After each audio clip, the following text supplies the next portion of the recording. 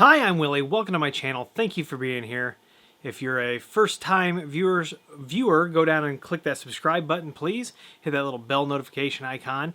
If you are a return viewer or subscriber, thank you very much. Either way, I appreciate each and every one of you. And if you need IT consulting, you can go to williehowe.com, fill out that contact form, and someone will be in touch with you as soon as possible. And what we're going to talk about tonight is the Grandstream Ucm6208. Now, the 6208 is in the 6200 series is the top end of Grandstream Ucm on-prem PBXs. And why is it called the 6208? Well, because it has 8 FXO ports, which means it can have 8 copper ports. It can handle more calls than the other two models and things like that. So we're going to jump into that. Real quick though, what I want to show you is I'm going to show you the device. I'll show you the front and the back. We'll talk about the ports, and then we'll hop right into the software. All right, so here is our 6208 in the rack. Here is that same LED screen, LCD screen that is available on all of the other devices. Then moving over, you see we have our line, our CO line status lights. Then next to that, you're going to have your LAN, WAN, USB, phone 1 and phone 2. Then right there are the actual FXO ports, all 8 of them in their glory. Then there are your FXS ports, your SD card slot, and your USB. And of course, you can see we're mounted in the rack. So we're going to hop into the software and talk about the software on this UCM. All right, so here we are. We're over at Grandstream's website. When you come over here and you look, they've got the 6208 here. They give us a profile of it here. I don't know if they've got any other. Yeah, and then here's the back. I didn't show you this, but it's got the DCN, the reset button, the LAN, the WAN, and then the grounding lug. And if we scroll down here, it says that the 6208 supports up to 800 users and 100 concurrent calls. It has 8 FXO ports, 2 FXS ports with lifeline capability, and up to 50 SIP trunk accounts. Now, if we look at the 6200 series datasheet here, let's see. Yeah, so here we've got like 32 conference bridges. We've got 100 simultaneous calls, 800 registered SIP devices and users for the 6208. Now, on the latest firmware, they did update some of these things, right? So here are the new limitations.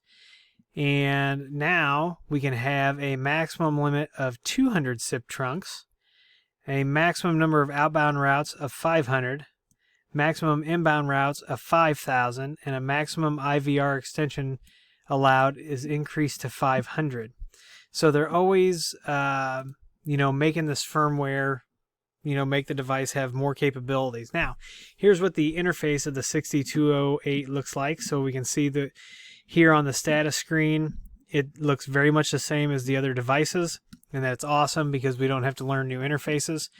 We've got no USB, no SD card. Down here, you can see that we have our 8 FXO ports there. And we are running 1.0.20.3, which is that latest firmware. And of course, you can see, we can take a look at all the network information.